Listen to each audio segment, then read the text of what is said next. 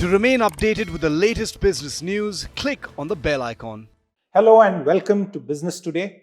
I'm Siddharth Zarabi, and with me today, one of the key members of the team that prepared Budget 2022-23, Tarun Bajaj, the Revenue Secretary in the Ministry of Finance. Mr. Bajaj, welcome to Business Today. Great to have you with us.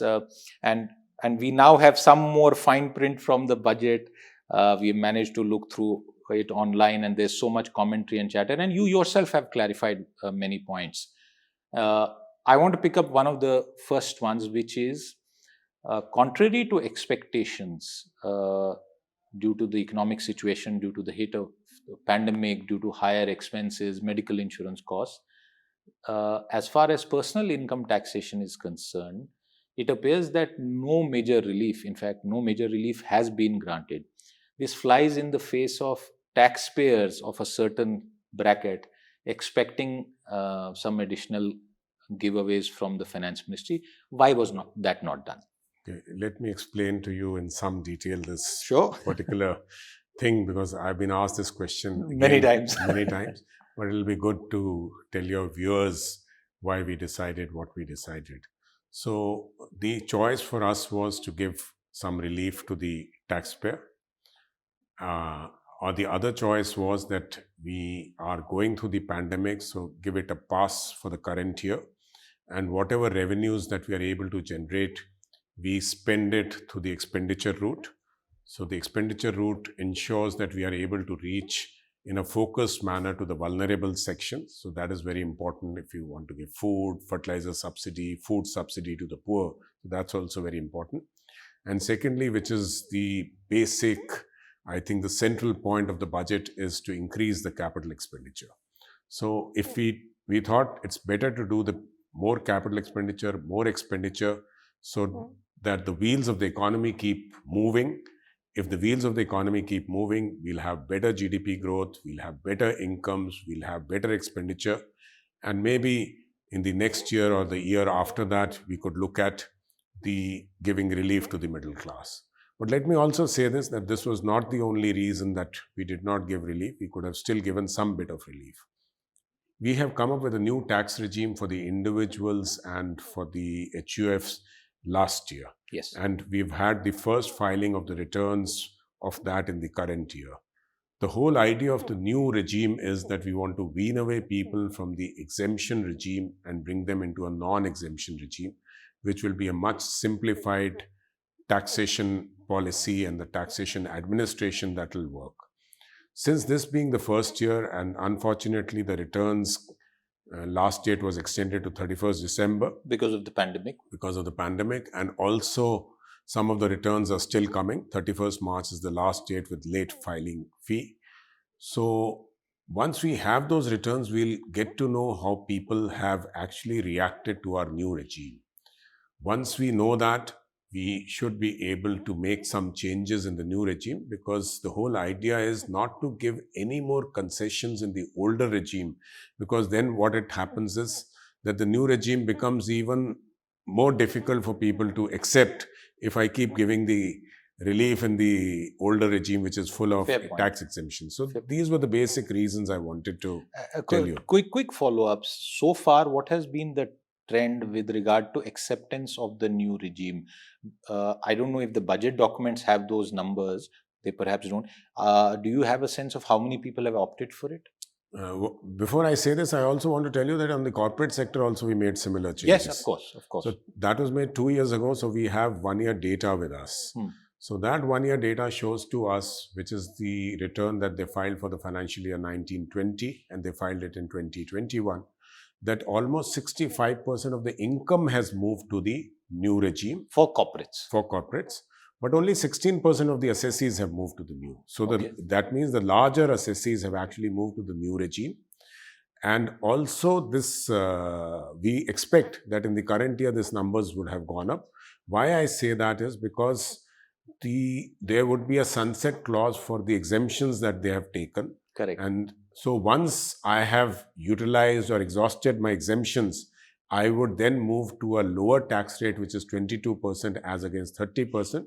So in the next 1, 2, 3, maybe 5 years, we should expect that a whole lot of people on the corporate sector would move to the new tax regime. On the individuals and the HUFs and the others that we have, we don't have data. We'll get the data very soon. But my own expectation and hunch based on my calculations at the back is that people with income of about 8-9 lakhs would not have moved to the new regime. Because with 8 or 9 lakh of income, if you take exemptions, 1,50,000 of ATC, It which helps you save. it helps you pay no taxes. Right. While in the older regime, the tax rates are lower, but you have to pay taxes because the exemptions are not there. So these people with 8-9 lakhs would not have moved. But my own expectation is that people with higher incomes, if they are not taking the exemption of, say, a housing loan or an LTC, should have moved to the new regime. Once we have greater granular data, I think we will be able to take a call as to what more tinkering do we need to do so that we are able to get more number of people to accept the new regime, which will be simpler. It will have less of litigation. It will have less of interactions of people with the department. So it will be win-win for both of us. Clearly, you have explained it very well, and that brings me to the next question arising out of your answer. You mentioned next year or the year after that. Would it be a fair question that if there would be relief for the middle class on the personal income tax front, it would coincide with election year? Well, I am an executive. I'm not a political executive. So I would not like to say this. But why I said next year was basically because we'll have more data to analyze. But it is also possible that we may still go ahead and because I personally feel that we need to make many changes in my tax code, and a decision can be taken at that stage. It's too early, too premature at this stage. A decision can be taken whether we want to do some small tinkering or we want to do a wholesale change and come up with a new DTC code. So that decision, I think, will be closer to the day of the next budget. Since you mentioned DTC, and I'm glad you mentioned the direct taxes code exercise started many years back. Different governments, different officials have contributed to it. Where does it stand today? Because the sense that one gets is that it's been junked, and some elements from that have been progressively used.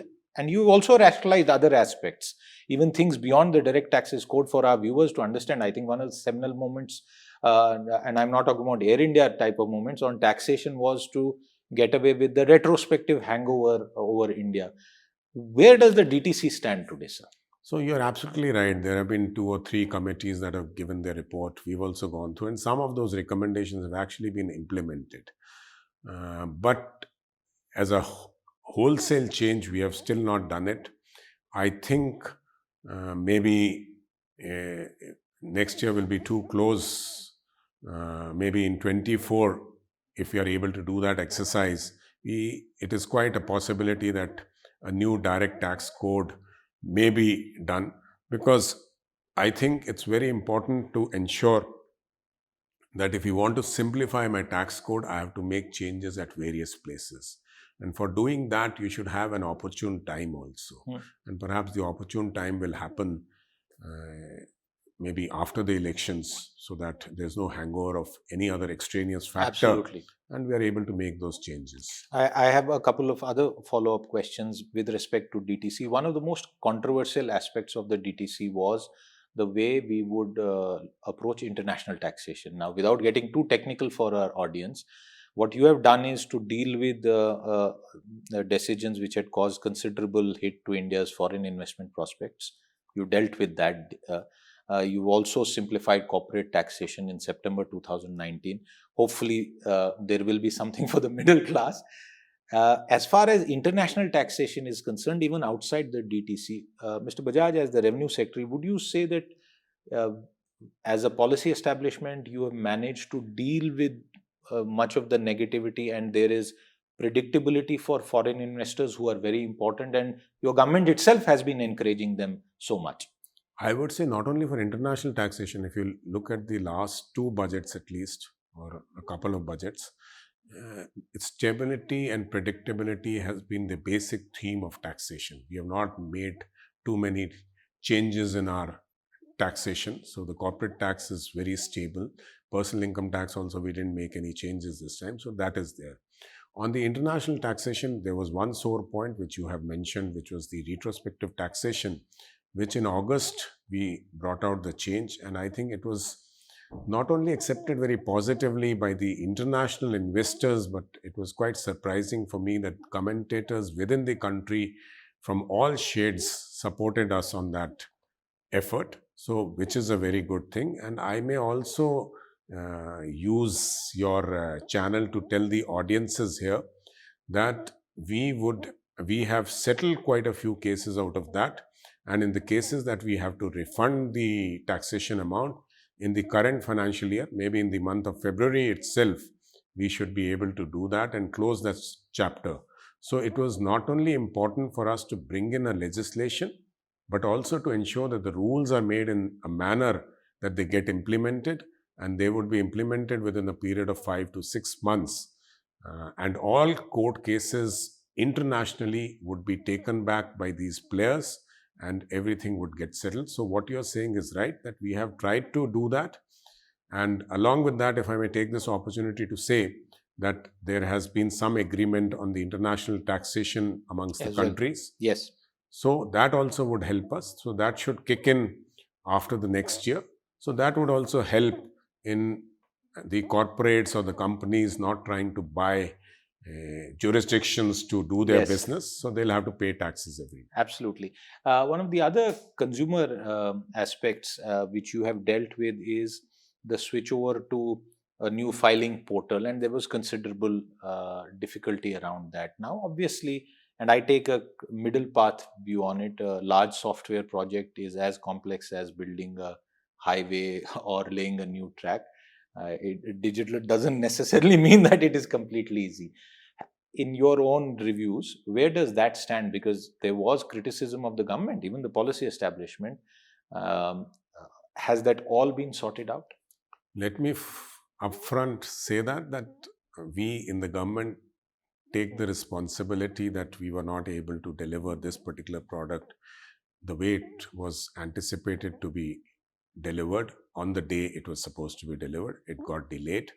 But I would say that after that period, we have been working with Infosys. I have myself been in touch with the CEO of Infosys, Mr. Salil Parekh. I must have done more than a dozen meetings with him on a one-to-one basis. He gave his time, I gave my time, and we went by issue. We had the chartered accountants, maybe 15 or 20 of them, actually working with us pro bono to see that, to help as experts to see whether each utility was functioning or not. And I would say that we have been now successful in removing all glitches. Even by 31st of December, we had about 5.83 crore returns coming. And by this time, the return number has already gone up to 6.2 crores. And by 31st of March, we expect this number to touch about 7 crores. Which pretty much takes care of the entire... Yeah, this is as good a number as it was the last year, maybe a little few lakhs above that number. So I would say that there could still be some problems with individual cases, but as a general the things have been sorted out. Sometimes it also happens, I don't want to say it very loudly, but sometimes it also happens that my own connectivity in my own home may not be very good. And I find problems, and because the portal has not been functioning properly, the blame naturally goes to the portal. It's compounded. But I think we are over that. Let's move ahead from consumer-facing issues to broader macro taxation aspects. And one of the aspects that we have seen is the current financial year, which ends on 31st of March, has seen significant uptick in tax revenue. So if you could break it down for those viewers who may not perhaps follow taxation very closely, what has led, in your assessment, to this bumper increase in corporate taxation, the collections, as well as obviously personal income tax? Why I ask you this, and if you could divide this, because on the personal income tax side, personal side, there has been income loss, job loss due to the pandemic. For corporates also, we saw a lot of troubles. Could you break it down? What has been really behind this significant increase in collections? One thing which I should say that the last year was not a very good year for revenues. So the base was low. So that is why when you say bumper revenues, I would put a caveat it's there. a base effect. So one of the reasons is the base effect in terms of when you calculate percentages. But yes, my tax to GDP ratio would be maybe the highest or one of the highest in this current year. So which basically means that the tax revenues have grown much more than what the GDP has grown in the current year, though the GDP is also likely to grow by 17.6%. In spite of that, the revenues would be more than that. So I would say that this is a signal that the economy, which was not doing so well, suddenly people were able to live with the virus and cope up with the virus, tighten their belts, and we had business activity going through. Except for the first lockdown, when we had a complete lockdown, we realized that it is very important for the wheels of the economy to keep working.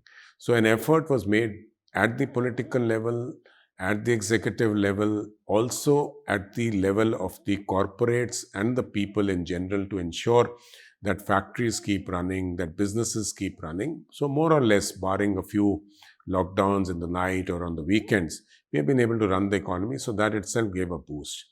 The second thing which I want to give credit to my own officers, both on direct taxes and indirect taxes, is that we now have a lot of data for people.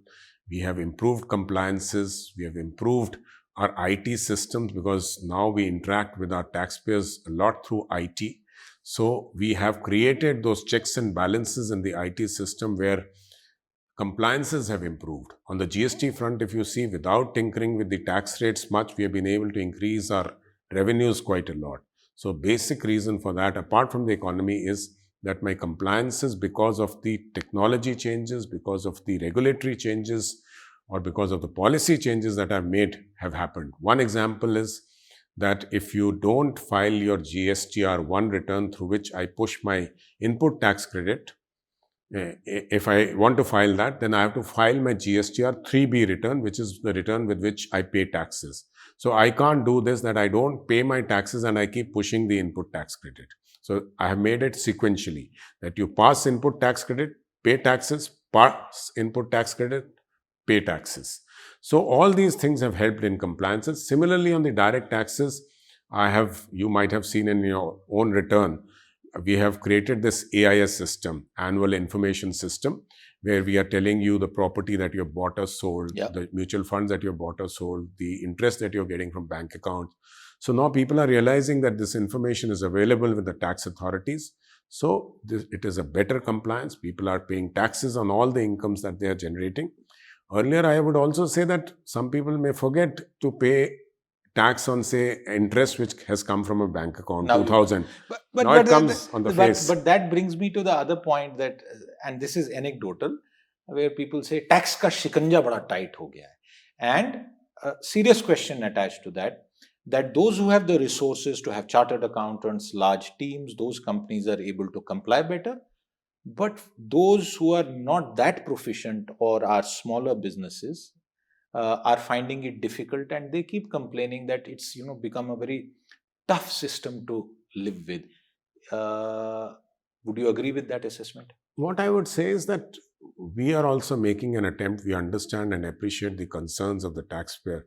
For example, this year, because of the portal giving us trouble, next year what we'll try and do is that we'll try and pre-fill your return. So the interest from the bank accounts will... When you say you, sir, sorry to interrupt you, is it for corporates or you're talking about individual individuals? Oh, individual. Okay, that's a very important point. For individual taxpayers, go ahead, sir. So for individual taxpayers, for example, the interest that you've got from bank accounts, we have all the information. So rather than asking you to do the calculation and put it there, it'll automatically go into your return. But you will also have the option of revising it. Obviously. Because if you feel that something... So can I, as a newspaperman, as a journalist, run a headline, come next year, the taxman will file your return? You can say we'll file partly your return. Some of the things we'll prepare your return. We'll prepare your return. You will file the return. So return. a tax return preparer or chartered accountants, watch out, the taxman is taking over your job to that extent. No, I think the chartered accountants you cannot rule out. But that's for corporates. Rule out there. Individuals won't. But some of the things like this will happen in the tax return. So we want to make it simple. What about those who have disguised and undisclosed income? How does the tax authority know that? Will that also come into the return? So I'll tell you what happens now. I'll give you just one example. We also are now tracking transactions. So, and we are also taxing transactions. So you know everything that I spend on my credit card? No, not at all. So when you said you are tracking transactions, please clarify that. No, not at all. Good you asked me that question. For example, if I send some money to my daughter living abroad, and if it is more than 7 lakh of rupees, then some TDS is deducted. If I buy a car above a certain value, I think it is 10 lakhs, then a certain TDS is deducted. The whole idea is that if I have the resources to buy a car of 10, 12, 15, 30, 40 lakhs, then I should be paying taxes. And in case I don't have a tax liability, then I can get a refund of that TDS that I pay. So what we have done is that we have found people who have a TDS of say 50,000. Now, if the TDS is a tax deduction at source, so the total TDS for them that is or her that has been deducted in a year is say 50,000 rupees. So if the TDS is 10% in a particular transaction, 2% in another transaction, so my assumption is that his income should be 5 lakhs or more than 5 lakhs. And if he has not filed the return, then we have created a law and a utility that in the next year, your tax deduction at source will be at double the normal rate. So instead of 10%, we'll start deducting 20% for you because you're not filing a return. So the whole idea is that I don't want to come to your home and ring the doorbell. I want to create technology. I want to create... And utilize faceless assessment also to protect you as a taxpayer. As a taxpayer, and at the same time, people, you were talking of the evaders, deal with the evaders in this manner that if you don't come and file your returns and pay taxes, I will deduct your nose next I'll year. pay tax to the TDS rate. In 2005, the tax authority had proposed an annual information return, and some of the language I remember from that finance bill, it led to headlines that you'll have to keep a calculation of your grocery purchases and everything. From then to now, has AIR become AIS, and the difference is that now the taxman himself supplies all that information? Would I be correct in generalizing it? Siddharth, I'm not too sure whether the grocery expenses were there, but maybe. I was not keeping... If I may intervene, we actually had cited the finance bill in the newspaper I used to work. We got a lot of blowback from North Block, from the finance ministry itself, but we stuck to our guns because it was in the finance bill. So maybe the political masters hadn't read the fine print carefully. So maybe somebody like me had done it. But right now, the philosophy of the income tax department, the government, Department of Revenue is there that we would like to trouble the taxpayer the least. If I'm able to get this information, if a TDS is deducted, that information comes to me because a return is filed by the person who's deducting TDS. So once we know that, we will supply you the information of what you have done in certain transactions. So once you are aware of it, that we know these transactions, and I personally believe that not only a majority, maximum number of people are law-abiding citizens. It's a minuscule people that you have to deal with in a different manner.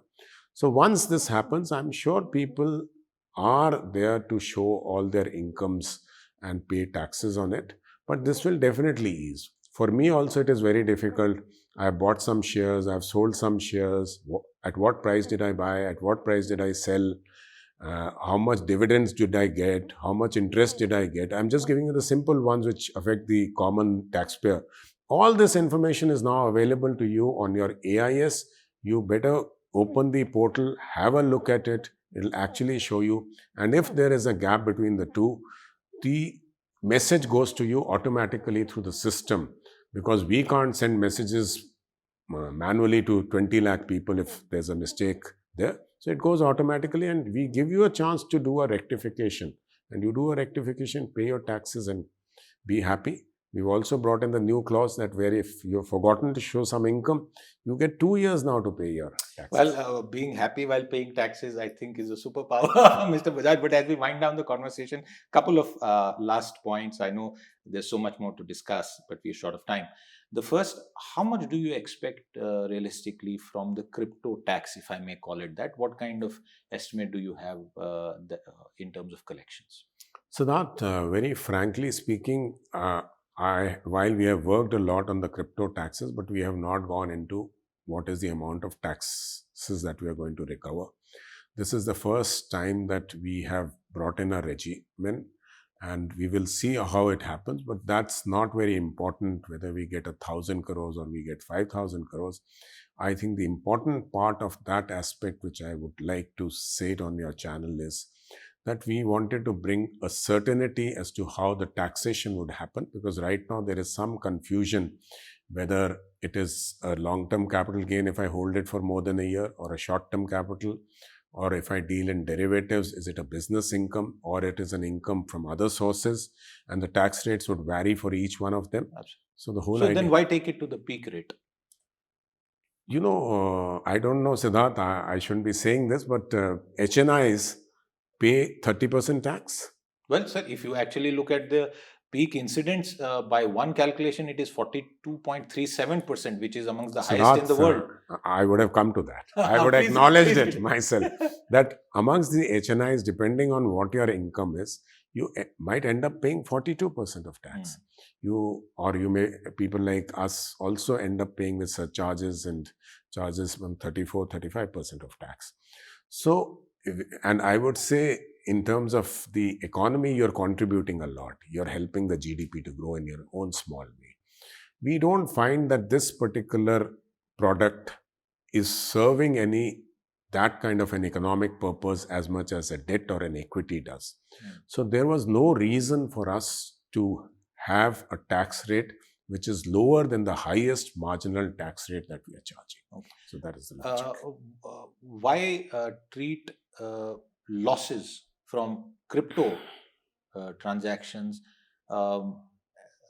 as losses where you cannot set them off against your income? So basically what we are trying to say is, because this is a new product which is there, we are also trying to understand. I also have half knowledge of what cryptos and how do they operate. So what I understand is that you can do it through an exchange. The exchange itself can do it.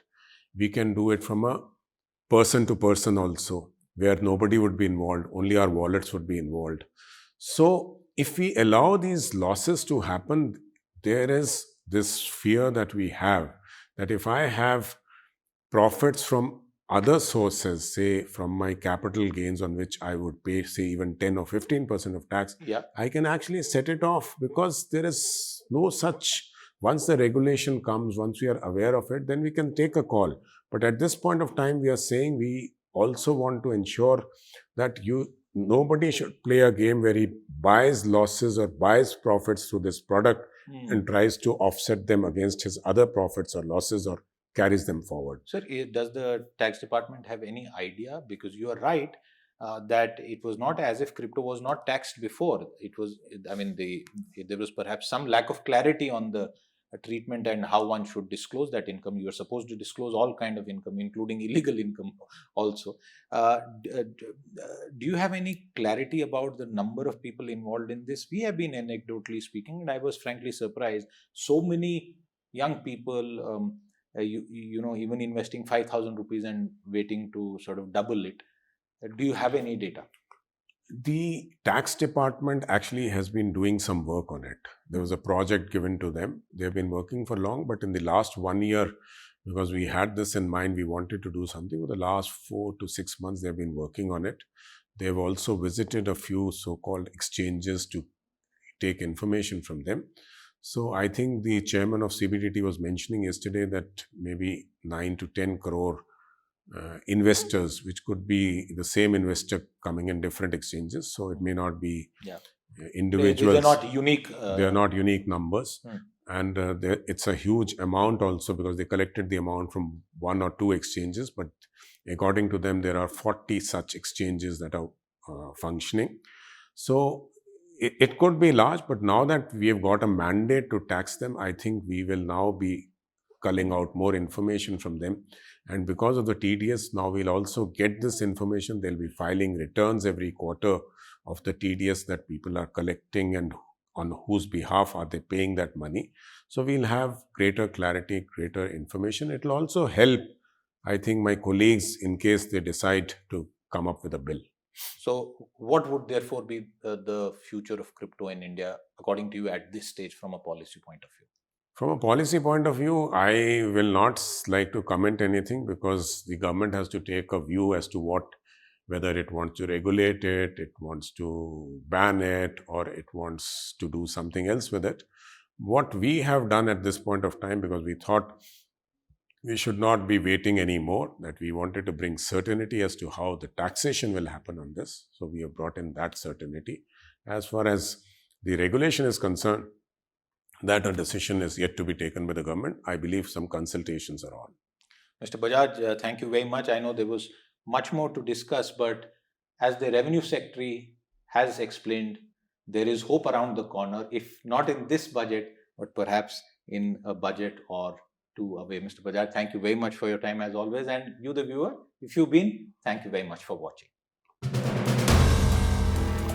If you like the video, do like, comment, share and subscribe.